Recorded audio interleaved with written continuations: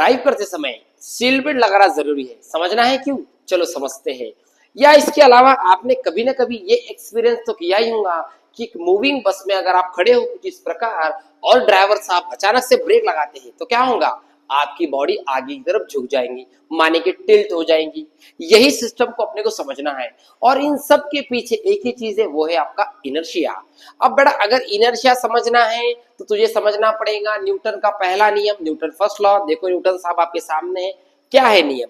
Newton first law states that अगर कोई body, देखो इंग्लिश में तो लिखा है, सिंपल भाषा में बताऊंगा। मान ले कोई बॉडी है जो रेस्ट पे है तो वो रेस्ट पे ही रहेंगी। कब तक? जब तक उस पर कोई दूसरा फोर्स अप्लाई नहीं होता।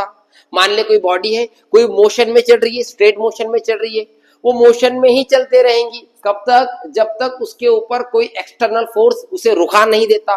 तो यहाँ सीट बेल्ट का रूल ऐसा है कि जब आपकी बॉडी इनर्शिया से हटती है, अचानक गाड़ी का एक्सीडेंट होता है तो आपकी बॉडी आगे की तरफ झुकने वाली है, तो इसे बचाने के लिए सीट बेल्ट लगाया जाता है बच्चों को। इसीलिए कभी भी याद रखो, जब जब ड्राइव करोगे सीट बेल्ट जरूर लगाओगे। आई होप आपको समझ में आया। फिर मिलेंगे इसी प्रकार के कंटेंट के साथ। Thank you.